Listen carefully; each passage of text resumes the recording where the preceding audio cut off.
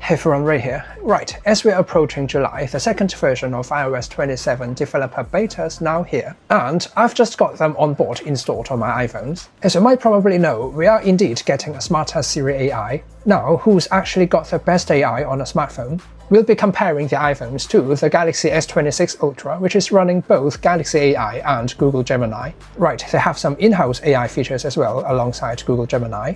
And we'll be having the Sony Xperia 1 Mark 8 here, representing pure Android. As I don't have the Google Pixel in hand, that's unfortunate, but here on the Sony is actually offering really close to stock Android experience with next to no bloatware at all. So we should be able to have a good look at how Siri AI is performing compared to Galaxy AI and pure Android Google Gemini. Now, right here, I've designed quite a long list of prompts just for this test, but they should be really close to what we are actually using from day to day. Well, here, there's actually an honorable mention just before our tests. Apple's being Apple here, they're simply deploying Siri AI across their entire ecosystem.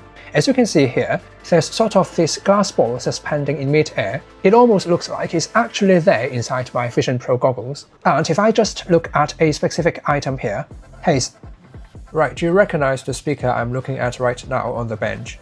If I may put it this way, it's almost like they're turning on-screen awareness to spatial awareness here. You can actually ask Siri AI about what you're looking at that particular moment. It will just give you the answer.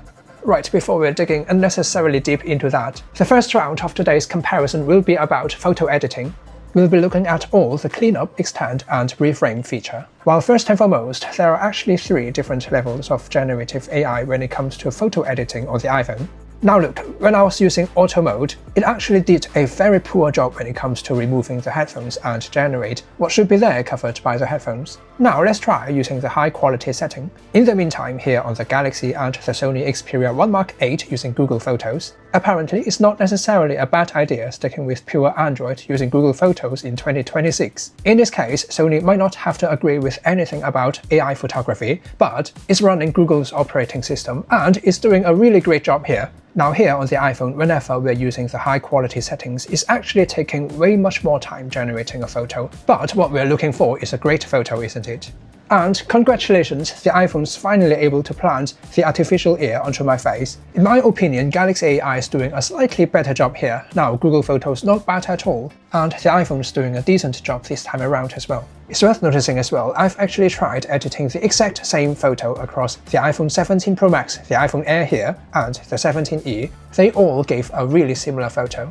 While on the other side of the story, I've actually tried running Google Gemini here on the Sony Xperia XZ Premium, which was launched in 2017, running Android 9 at the moment. Google Photos and Google Gemini all support it. On a 10-year-old phone, if you don't think cloud-based AI would be a huge problem, Google's actually giving us the flexibility here, as not everyone on this planet is able to get the latest and greatest phones, is it?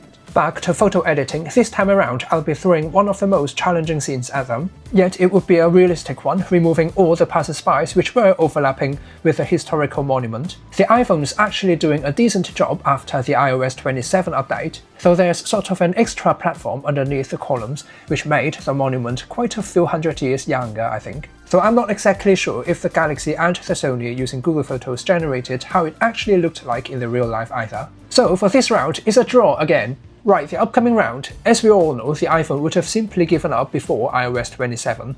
This time around, the iPhone's actually doing great. Just look at the skin texture it generated on the missing fingers, which were originally covered by the ice cream. The hand gesture on all 3 of them's also spot on. What we may also look at is here, on the background, the trees and the building, which were originally covered by the ice cream. They are all really persuasive. So it's a draw once again.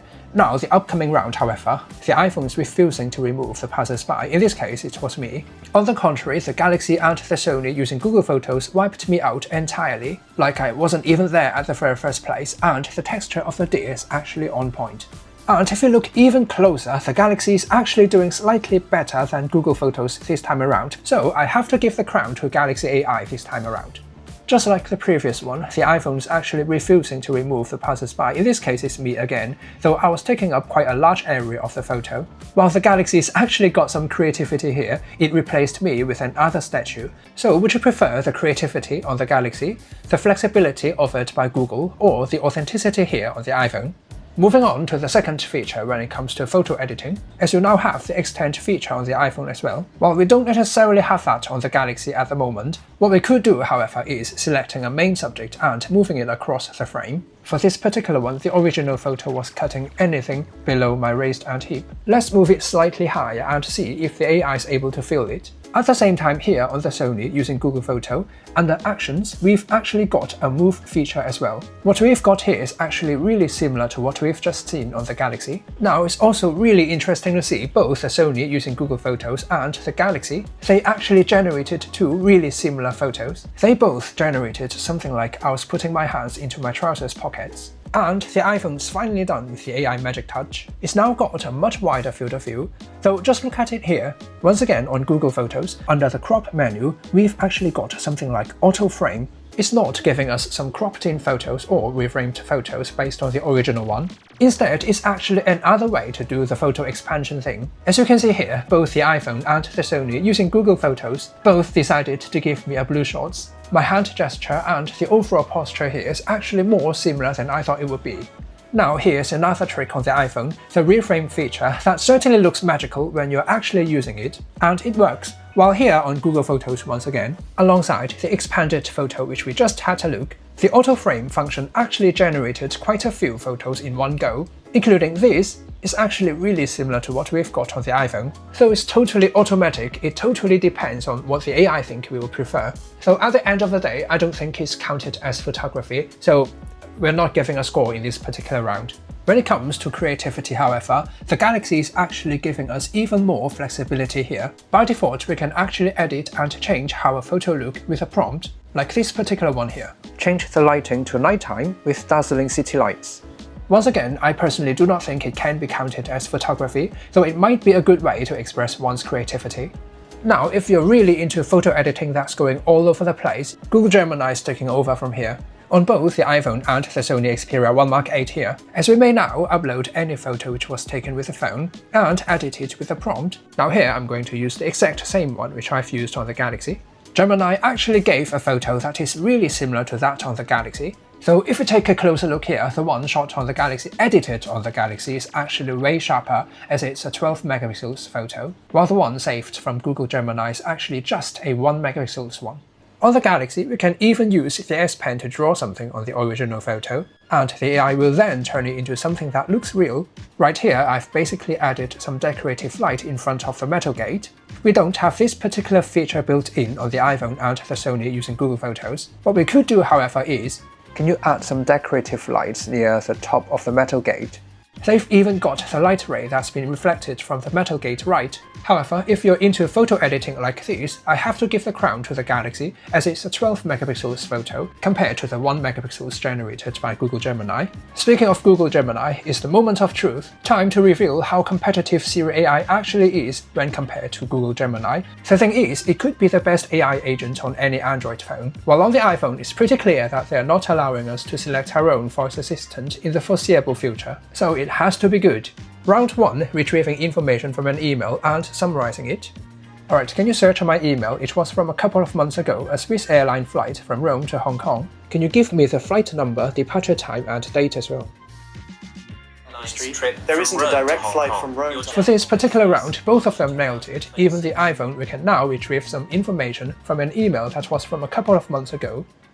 Now, can you summarize it as a text message and send it via WhatsApp to Taco BB? Right, the Galaxy using Google Gemini's got everything sorted. From retrieving data from an email which I have totally no idea when have I received it, all the way to a ready-to-send text message, and I've actually sent it, for real, and it's right there. Now, it's actually quite interesting here on the iPhone. At the moment, it failed to do the exact same thing in one go, though when I tried it once again, sent it again via WhatsApp to Taco BB. Send it.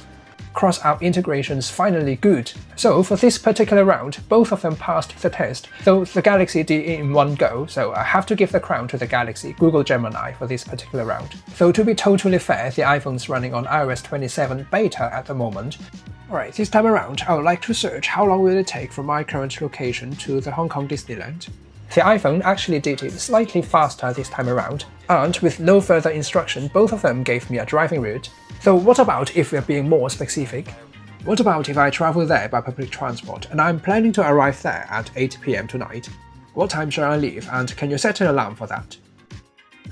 To arrive by 8 PM, you should leave at 7:05 PM. To arrive at Hong Kong. Both of them's actually done a better than expected job. Not only have they searched the quickest route from point A to point B, but also estimated the required time and set an alarm to remind me to leave my current location. So the time of the alarm is slightly different. Here's what I've found. For sure, Siri AI is relying on Apple Map, while Google Gemini is relying on Google Maps. It might be depending on which city you're living in at the moment. As in the States, I'm sure the iPhone's doing a great job using Apple Map, but for the rest of the world, Google Maps penetration is actually unimaginably high, while some countries I know are using neither of them. And as a local here, I can assure you that the route suggested by Google Gemini is a slightly more reliable and sensible one, but being a fair judge, I would say is a draw this time around. For the upcoming one, I'll be taking a photo of a handwritten note. It's actually the result of my recent battery drain test. What we're trying to do here is uploading that image to Google Gemini and Siri AI, as we've got a dedicated app for Siri AI as well, transforming a handwritten note to a digital version of it. Alright, this time around, can you use the photo I've just uploaded and generate a table summarizing the data you've got here? Both of them now, even the iPhone transformed my handwritten note into a table, and now pushing them to the limit. Brilliant. Now can you use the numbers and figures, the exact figures here on the table, and generate an image? I would like a bar chart using dark grey as the background color and green color as the accent color. Right, the iPhone's refusing to do this particular job, while the Galaxy, running Google Gemini, is even got the bars proportionally correct. Mind you, the original data we've got is a handwritten note. A win for Google Gemini for this round. This time around, can you generate an image illustrating how to change a light bulb? I would like to have the instructions listed for each of the steps as well. The iPhone's doing it a bit quicker once again, though it might depending on what Google Gemini is trying to generate. It's really taking its time here. Alright, what we've got here is a really detailed instruction, the one generated by the iPhone's more illustrative, while Google's actually giving us 6 different realistic photos, with really detailed instructions listed per step. It might be depending on personal preference, while I can certainly understand both image, so it's a draw. Next round. Alright, I'm actually planning on a date tonight. Can you list out what movies are currently showing in Hong Kong cinemas tonight? I cannot provide a real-time list of all movies. Right, the iPhone's refusing to give me the list of movies. It might be related to the ability to gather real-time information from the internet. For this particular round, Google Gemini is certainly doing a better job here. And we may even try. Great, can you list out the showtime schedule for Toy Story 5 for tonight? I would actually want it to be near the central area of Hong Kong. Really concisely and precisely, it gave us the showtime for tonight for Toy Story 5. It even listed out which cinema is it, the location of it, and how can I get there. A win for Sony Google this time around. Next up, you might be using it when you're planning a trip. Can you list out the train schedule from 3 to 5 PM local time from Florence to Rome? Only include high-speed trains. Both the iPhone using Siri AI and the Sony using Google Gemini gave us a table listing out all the available departure times. Well, we've actually got a few more here on Google Gemini, but we've only got 3 on the iPhone. So are the informations here accurate and reliable? Right, 3:14, 3:28 and 4:48. All 3 of them actually correct, but the iPhone's leaving out quite a few other options. Time to check the answers we've got from Sony Google Gemini. We've got the one departing at 3:14 correct. Now the one departs at 3:24 operated by Italo's a few minutes off. The key is, by comparing the operators and the scheduled time, Gemini is actually giving us a detailed and accurate answer. Ultimately, let's push it to the limit. Now can you help me book the one that's departing at 3:48 PM? I can't book train tickets directly. Right, at the moment we'll still have to go onto their website and book it manually. It might be a 2027 or 28 thing. What we have right now is Gemini Live and Visual Intelligence on the iPhone. So we're not spending a decade talking about Gemini Live here, though the updated Siri AI Visual Intelligence is now actually a mode built in directly to the camera app. We may ask whatever we're pointing the camera at, similar to what we've got on Gemini Live, though the integration is different. Screen awareness, however, is something what I found really interesting now on the iPhone. Do you recognize this place is in Spain? As you can see here, Google Gemini is doing its thing, and the iPhone's now also able to read whatever that's playing on the screen. Both of them recognized the place. Great, as I'm planning on a day trip there, can you suggest a few more landmarks nearby? Right, both of them went online and searched for a few more landmarks nearby. It's a draw once again this time around. However, this is what separates them once again. While the iPhones listed out 5 more landmarks nearby, with a brief introduction to each of them, the Sony, running Google Gemini, naturally links to Google Maps as well. For each of the places, we can see on the map where they actually are and how do they actually look like in real life. Another round for Google. Alright, now this could be new on an iPhone. Long pressing the side button, screen awareness now built in directly to Siri. Can you summarize this video I'm playing right now on the screen? It actually does know what I'm playing on YouTube right now. It's another feature of mine. Now, I'm not exactly sure if it's just Apple's doing differently here, or if it's Gemini's secret power. Not only is it summarizing the video in a brief way, it's actually also giving us a really deep dive into it, even down to what I particularly said at that particular moment in that specific video. I can then tap that particular timestamp and the video will jump directly to that particular moment. Maybe it's got something to do with the Google to Google situation here. Last but not least, putting Siri AI and Google Gemini aside, on the Galaxy we've definitely got every imaginable AI feature there, while the iPhone's actually pretty all-round on that front in 2026 as well. For instance, call translation is here. However, when it comes to the selection of languages, the Galaxy is definitely way ahead, though it might be a feature which I'd use once in every few years. Call summary and recordings also here on the iPhone and the Galaxy. Now, I do not think Sony as a brand believe in generative AI that much. So when it comes to generative AI, Sony is basically relying on Google Gemini, and they're not developing anything on that front at all. Their integration of AI is more like assistive. More on that in a moment. On the contrary, on the iPhone and the Galaxy, we've got the original audio track together with a transcript and the summary of it. We've also got a dedicated translation app here on the iPhone and the Galaxy. Hi, how do I get to the nearest train station? 가장 가까운 기차역으로 가려면 어떻게 해야 하나요? What I've found using Google Gemini, however, can you translate when is the fireworks show starting tonight to Japanese? 始まりますか? 今夜の花火大会は何時に始まりますか?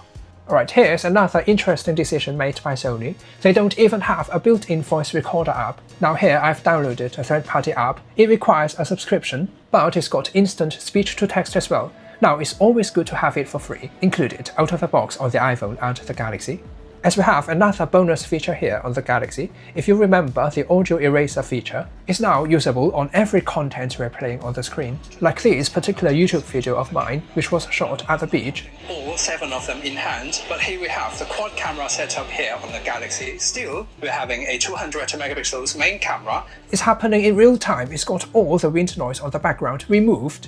Now, the Sony doesn't have any generative AI feature built in, like at all. Instead, they have this AI camera assist. It basically suggests color filter and profiles that are going to elevate shots. It's not generating extra texture or being over-sharpened, but simple color tuning and profiles. While my personal favorite would definitely be the auto-framing feature, we've got similar tracking effect of video on the Samsung Galaxy as well. While here on the Xperia 1 Mark 8, we've got support for all the ultra-wide main and the telephoto camera as well, and that's exporting a horizontal and vertical video simultaneously. And that's pretty much it for this video. What do you think? We've got close to pure Android experience here on the Sony. Google Gemini is doing all the heavy lifting. We have Google Gemini and Galaxy AI on the Galaxy. And Siri AI is now much more competitive, both on the voice command front and photo editing. It's got some limitations here and there. Google Gemini is definitely delivering the flexibility. At the end of the day, Siri AI is designed to work with only Apple devices. So we may consider this a scientific test, a thorough comparison of who's doing what at this particular moment. Right, so that's it for today. Hope you guys enjoyed watching it, and if you did, don't forget to subscribe to this channel, and see you all next time.